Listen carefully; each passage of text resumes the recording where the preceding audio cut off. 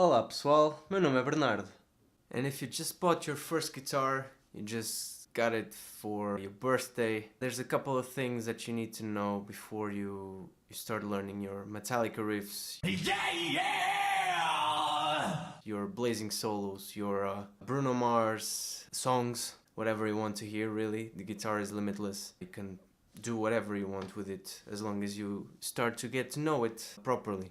So before you can start playing, know your chord shapes. I'm going to pick up my guitars, show you what they physically consist of, what everything does, and in the next lesson videos I will continue with these subjects. So let's get to it. Okay, here's my electric guitar. This is an Ibanez Fireman. It's a Paul Gilbert signature, so that's why a few of its features are a bit peculiar, but I will try and transpose that to what possibly will be your first guitar. The first and the most important thing is to be in tune. So if you have your guitar and you don't have a tuner, something like this. This is a clip-on tuner. There are pedal variants, some kind of desktop devices that are just like this, but you can put on any kind of surface. It serves as a tuner. You can also get apps for your phone and they are free even so. First thing, get a tuner. You always should be in tune, and if you're not, someone will notice and that will not be good.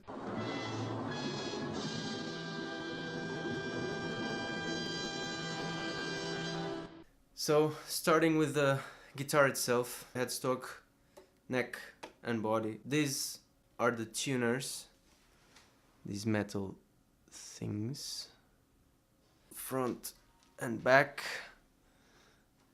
Take the tuner out of here, front and back. With these metal pieces you adjust the pitch of the strings. Each string has a designated pitch according to the tuning that you have the guitar in. The tuners are an invaluable part of your guitar, and you should always have your guitar in tune. Moving down to the neck, this is the fretboard.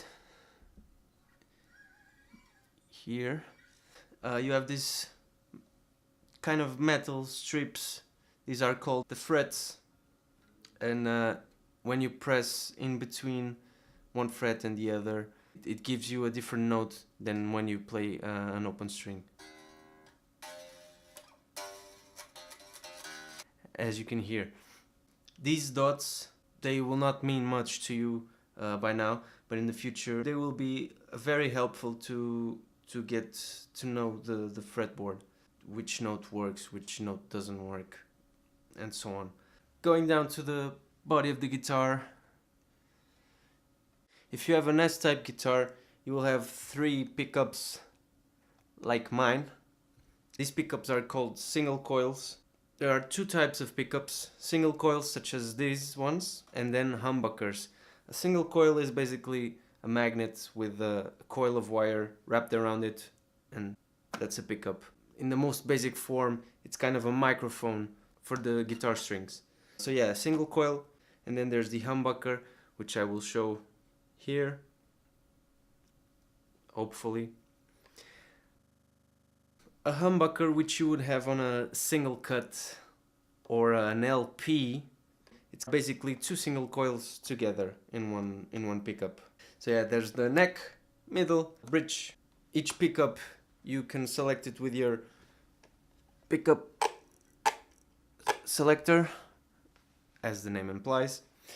In this position, top position, you have a neck pickup. You move down one, neck and middle, just middle, middle and bridge, and finally the bridge.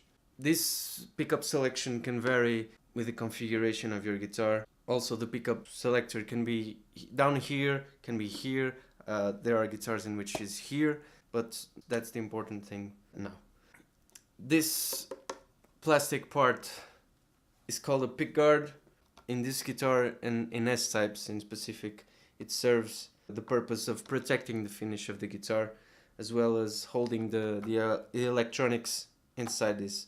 In other types of guitars, you have some kind of cutout here with a plastic part holding it together, and that's where they put the electronics. This here is called the bridge. You can use these metal thingies for each string to adjust the intonation. I will get to that in a future video, as well as show you how to change the strings, do a setup, all that fun stuff. You can also raise and lower the bridge in order to adjust the height of the strings if you want them to be lower or higher. It's very customizable. This here is called a tailpiece. This is where you put the ball end of the string. This thing here, it's a ball and it's at the end of the string. That's why it's called a ball end. Moving on, this guitar is a bit particular, in which you have it the other way around, because that's the way that Paul Gilbert likes his guitars. But typically this knob here would be the volume and this one would be the tone. Volume is pretty self-explanatory. Tone, you can adjust it to the max, in which you have the brightest sound, or you can adjust it accordingly if you want darker sound. Jazz players use the tone knob a lot, for example. On an S-type guitar, you will have 3 knobs. Typically, the closer to the playing position would be volume, and then 2 tones. And on an LP or single cut, depending on the term. By the way, I'm not endorsed by Gibson or something like that. But if you're looking for endorses, Gibson, hit me up. On an LP, as I was saying, you would typically have 4, 2 here and 2 here, knobs in which you would have 2 volumes and 2 tones for each of their humbuckers, respectively. Here is the jack output, to which you plug your guitar cable, and then the other end you would plug it to the amp. Then there are the strap buttons, to which you put your strap in case you play standing up. One here and one here. Some guitars have it here. Pro tip, use strap locks. These are possibly the cheapest kind. They are €4, £4, $4. I don't know, they are cheap. And they are very resilient. This is my second pair of strap locks. The other ones I had lasted like 4 or 5 years, because this is made of rubber and it kind of deteriorates itself over time. But they never failed on me on stage, so there's that. If you can, when you start playing live, especially live, get strap locks.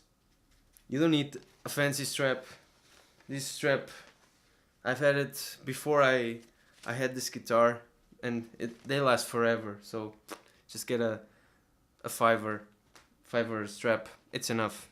So yeah, that's it for the electric guitar. So now let's get to the acoustic.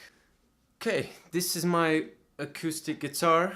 If you have an acoustic guitar, it will be very much like this. Up here, everything is the same, basically. Tuners, fretboard, body of the guitar, and this is where the differences start. So you don't have any knobs, you don't have a pickup selector. Here is the pick guard to protect the finish of the guitar. Once again, the bridge is a bit different. It's a wooden part.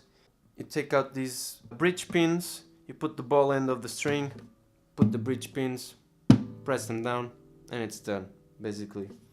This white thingy, you can adjust the string height as well, but don't do that yourself. Get a luthier to do that for you. This guitar, as it's an electric acoustic guitar, has a piezo pickup underneath this bridge saddle. It has the preamp here.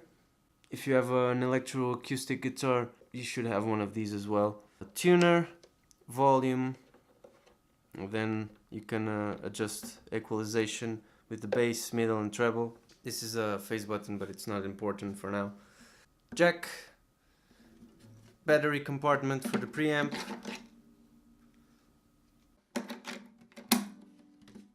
This is also a strap button, and The other one is here. With this guitar you can plug it to an amplifier and play acoustic guitar. It's not the same as having it mic'd up, but it does a pretty good job. I think that's it for now. In the next videos I will show you the tuning of the guitar, the typical tuning, how to hold the pick, it's here, some chords, teach you about the notes. So feel free to subscribe the channel, hit the little bell thing in order to have notifications when a new video comes out. Like and share the hell out of this, and follow me on social media, Facebook and Instagram, in order to receive updates on what I'm doing with my life.